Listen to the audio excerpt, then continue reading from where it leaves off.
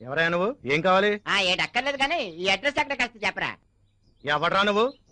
కాలనీలో రోడ్ల మీద అంతమందిని పెట్టుకుని ఇంటికి వచ్చి కాలింగ్ బెల్ కొట్టి మరీ అడ్రస్ అడుగుతావా? రోడ్డు మీద వెళ్ళే ప్రతి పాకి వేదన అడగడం అయిపోయింది. ఇక ఇళ్లలో ఉండే వాళ్ళని అడగాలని డిసైడ్ చేసుకుని వచ్చాను. అడ్రస్ కావాలా? చెప్తాను. కుక్కలున్నాయని బోర్డు పెడితే లోపల రాను కదా. అడ్రస్ కావాలి. అడ్రస్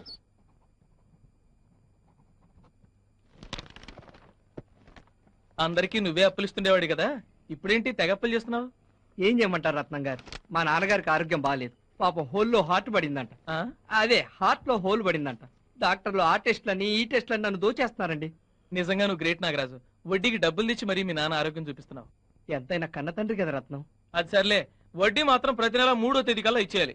ఇస్తాను గానీ ఈ అమౌంట్ కి 8 రూపాయలు వడ్డీ చేసుకోరాదు. లేదు లేదు, 10 రూపాయలకి పైసా కూడా తక్కువ రాదు. నువ్వు వద్దంటే చెప్పు, అవతల 15 రూపాయలకి తీసుకునే వాళ్ళు ఉన్నారు. అయ్యో పర్లేదండి, మా నాన్నగారి ఆరోగ్యం కంటేనా ఎలాగోలా కష్టపడి మీ అప్పు నేను తీరుస్తానండి, తీరుస్తాను. ఇవ్వండి 50,000. ఏంటి అప్పుడే అడ్జస్ట్ అయ్యా? చాలా థ్యాంక్స్ అండి. వడ్డీ ఎంతండి? అదే నేను వడ్డీకి తీసుకురాలేదండి. మరి అంటే అది ఏదో మీ అదృష్టం లేండి. అంటే అంటే అది పొద్దున్న జాగింగ్కి వెళ్తుంటే 50,000 దొరికాయి. దొరికాయా?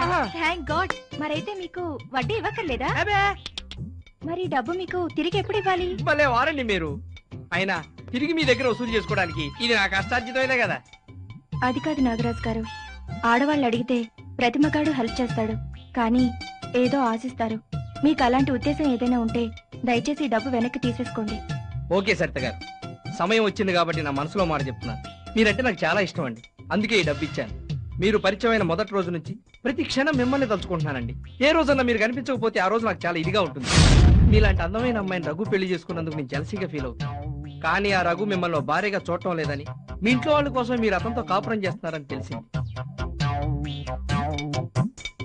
మీకు ఇష్టమైతే చెప్పండి, నా భార్య బిడ్డలు వదిలేసి వస్తాను. మన ఇద్దరు ఎక్కడికి వెళ్ళి హాయిగా బతుకుదాం. అయ్యో వద్దండి, మా ఇంట్లో వాళ్ళకి తెలిస్తే నన్ను చంపేస్తారు. సరే మీ ఇష్టం వచ్చినట్టే కానివ్వండి. మీ ఇంట్లో వాళ్ళకి భయపడి వారితోనే కాపురం చేయండి. ఆ తర్వాత ఈ సమాజం మీ నెత్తిని కిరీటం పెట్టి పతివ్రతాన్ని బిరుదిస్తుంది. సరేనా? లేకపోతే ఏంటి సరిత గారు, ఇది మీ జీవితం, మీ ఇష్టం వచ్చినట్టు బతకండి. ఎవరో ఏదో అనుకుంటారని మీ లైఫ్ ఎందుకు పాడు చేసుకుంటారు? మీ మనసు మార్చుకొని నాతో రావడానికి సిద్ధమైతే చెప్పండి. 2 నిమిషంలో మీ ముందుంటాను. మీకు ఎప్పుడు ఏ అవసరం వచ్చినా నన్ను అడగండి, ఎంత డబ్బైనా సాయం చేస్తాను. వస్తాను సరిత గారు.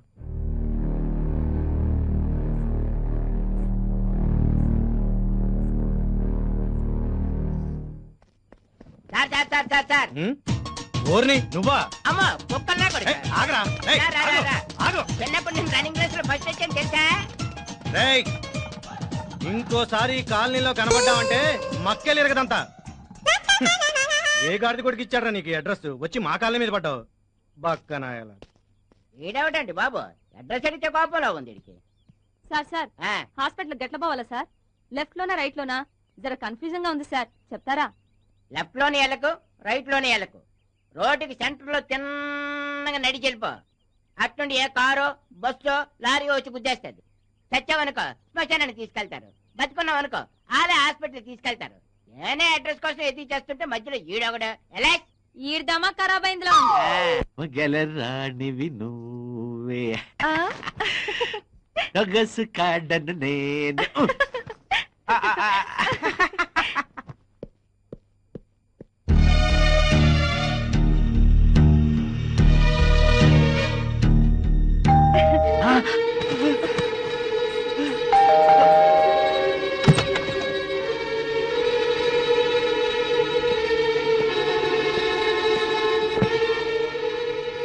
ఏం చేస్తున్నావు? పడుకున్నాను. ఎవడి పక్కలో? బయట ఉన్న చెప్పులు ఎవడివి? అవి ఇందాక మీకోసం అంజయ్ గారు వచ్చారు. మీరు క్యాంప్ కి వెళ్లారని చెప్తే వెళ్ళిపోతూ చెప్పులు వేసుకోవడం మర్చిపోయినట్టున్నారు. ఎంత అందంగా అబద్ధం ఆడుతున్నావే. అందుకే అన్నారు రంకునేర్చిన మా బొంకునే అరవదని. మర్యాదగా గాడిద కొడుకుని బయటికి రమ్మను. సారీ రఘు, చేయకూడదు, తప్పు చేశాను, నన్ను క్షమించు ప్లీజ్. ఇంకెప్పుడు ఇంటి దరిదాపులకు కూడా రాను రఘు, ప్లీజ్ రఘు. కబుర్లు చెప్పకరా. ఇప్పుడు నిన్ను చంపకుండా వదిలేస్తే అందరూ నన్ను చేతగాని వెదలా జమ్మ కడతారా?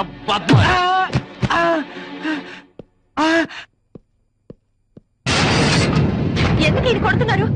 వీడు ఫ్రెండ్ భార్య అని కూడా చూడకుండా నీకేవో మాయ మాటలు చెప్పి నేను లోపరుచుకుంటాడా? నాకెవరు మాయ మాటలు చెప్పలేదు, బలవంతం చేయలేదు. నీలాంటి చేతకాని వాడిని చేసుకున్నందుకు నేను ఇలా అడ్డదాలు తొక్కాల్సి వచ్చింది. అమ్మ పెట్టదు, అడుక్కు తిననివ్వదని. ఏం కూసేవా బరి తెగించిందానా? సరిత సరిత నా కళ్ళ ముందే నా సరితను కొడతావురా నిన్ను.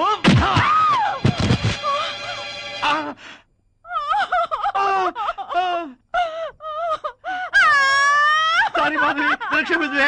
కల్లో ఏదో ఊహించుకుని తన్నేశానే. కాదు, మీ వాళ్ళని ఏదో అన్నానని మనసులో పెట్టుకునే తన్నా. లేదే, నేను అపార్థం చేసుకుంటున్నావు. మా వాళ్ళని తిట్టిన విషయం అప్పుడే మర్చిపోయారు మాధవి. నేను క్యాంప్కి వెళ్ళినప్పుడు నాకేమైనా ఫోన్స్ వచ్చాయా? ఫోన్లు అయితే రాలేదు గానీ నిన్న మీకోసం మీ ఫ్రెండ్ చందు గారు వచ్చారు. క్యాంపుకి వెళ్లారని చెప్తే కాసేపు కూర్చొని వెళ్ళిపోయారు. నిజం చెప్పు, వాడు కాసేపు కూర్చొని వెళ్ళిపోయాడా? అవును. నో, వాడు అలా వెళ్ళిపోయే రకం కాదు. నిజం చెప్పు, వాడు కాసేపు ఇక్కడ కూర్చొని వెళ్ళిపోయాడా లేక ఇంకేమన్నా అడ్వాన్స్ అయ్యాడా? తాగొచ్చావా? పొద్దున్నే తిక్కతిక్కగా వాగుతున్నావు. ఆ చందుగాడి క్యారెక్టర్ గురించి నాకు బాగా తెలుసు. వాడు ఏ ఆడదాన్ని వదిలిపెట్టే రకం కాదు. అయితే ఇప్పుడేమంటావు? వాడి ఒట్టి రోగ్. ఫ్రెండ్ పెళ్ళామని కూడా చూడు, ఎలా లొంగ తీసుకుందామని చూస్తాడు. మరి అలాంటి నీచపు క్యారెక్టర్ తో నువ్వెందుకు ఫ్రెండ్షిప్ చేసావు? మళ్ళీ సిగ్గు లేకుండా నన్ను మరుస్తున్నావా?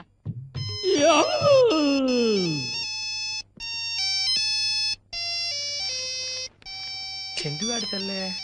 అరే చందు, చివరికి నా పెళ్ళాన్ని కూడా వదిలిపెట్టావురా. నీతో ఫ్రెండ్షిప్ చేయటం నా కర్మరా, నా కర్మ. ఒరే రఘు, ఆగు. నువ్వు నాకు 10,000 ఇచ్చావు, తీసుకో. దేనికి? నీకు గుర్తుండి ఉండదులే, కింద సంవత్సరం ఇచ్చావు, ఉంచు. నీకు 10,000 ఇచ్చిన విషయం నాకు అసలు గుర్తే లేదురా. నీకు నీ చనిపోయిన భార్య తప్ప ఏమి గుర్తుండదు, తీసుకో. సరే థ్యాంక్స్ రా.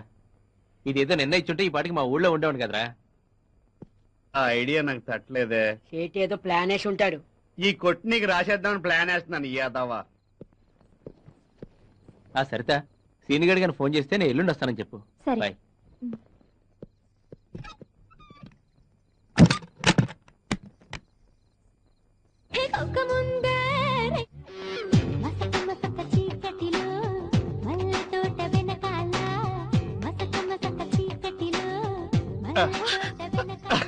ఇంట్లోకి మీరెప్పుడు వచ్చారు? నువ్వు కిచెన్ లో ఉన్నప్పుడు, మీ ఆయన బాత్రూమ్ ఉన్నప్పుడు నేను సీక్రెట్ గా వచ్చి మీ బెడ్రూమ్ లో మంచం కింద దాక్కున్నా. రాత్రి పెళ్ళం ఊరెళ్తే సినిమా చూసా, మొగుడు ఊరెళ్తే ఎలా ఉండదో చూద్దామని వచ్చా, చేద్దామని వచ్చాను. మా ఆయన ఊరెళ్తున్నట్టు మీకెలా తెలుసు? బలేదానివే, నేను అప్పున్నానని చెప్పి డబ్బు ఇచ్చి పంపించింది నేనేగా. ఇదిగో సరిత, ఇన్నాళ్ళు ఏవేవో సాకులు చెప్పి తప్పించుకుంటున్నావు. ఈ వేళ మాత్రం కుదరదు. రాత్రి పగలు సరేనా? ఏంటి సరే? ఇదే ప్లాన్ 2 రోజుల తర్వాత చేసుంటే ఇద్దరికి బాగుండేది కదా. ఎందుకు? ఓహో, ఈ 3 రోజులు నువ్వు నీ 4 రోజుల నుంచి చేసిన ప్లాన్ అప్సెట్ అయింది. చచ్చా, నా ప్లాన్ గురించి నీకు ముందే చెప్పినా బాగుండు. మీ ఆయనకి డబ్బు ఇచ్చేవాడు కాదు, ఆడు పట్టుకు పోయాడు. సరే, నా టైం బాగాలేదనుకుంటాను. సెకండ్ షో సినిమాకి వెళ్దామా? టిఫిన్ అన్నా చేయొచ్చు. సారీ అండి, అలసటగా ఉంది. హాయ్, మీ వైఫ్ కా? నేను వైఫ్ కి ఇచ్చేంత ఎదవన కాదు, నా డార్లింగ్ నీకే. బ్యూటిఫుల్. 30,000 దోల.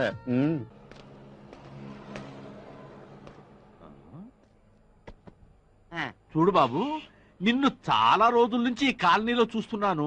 ఎవరు కావాలి? ఈ అడ్రస్ అడిగితే ఎవరు తెలియదు అంటున్నారండి. ఆహా. కనీసం మీరైనా చూసి చెప్పండి. చెప్తా. పూతరేకుల Paparayudu, flat number 80, door number 17420, SR colony, Saibaba గుడి పక్కన. సాయిబాబా గుడి పక్కనైతే ఫ్లాట్ నంబర్ 80 రాదే. చూడు నాయనా, ఈ అడ్రస్ ఎవరో నీకు తప్పు రాసిచ్చారు. మా బాబాయ్ గారు కరెక్ట్ గానే రాశారండి. విజయవాడ వెళ్ళి ఎస్ఆర్ కాలనీలో ఎవరిని అడిగినా సరే తప్పిమని చెప్పేస్తారని చెప్పాడండి. ఎందుకు చెప్తారు? అది ఎందుకు చెప్పరు? నిన్ను తగలయ్యా. విజయవాడ అడ్రస్ తీసుకొచ్చి హైదరాబాద్ అడిగితే ఎలా చెప్తారయ్యా? అది విజయవాడ కాదా? సంపుతా, ఇది హైదరాబాదు. విజయవాడ అనుకుని హైదరాబాద్ ఎలాగ వచ్చేసాను నేను. ఇది అడ్రస్. థ్యాంక్స్ అయ్యి బాబు. ఈ హడావుడి పడిపోయి లెటర్ మర్చిపోయాను.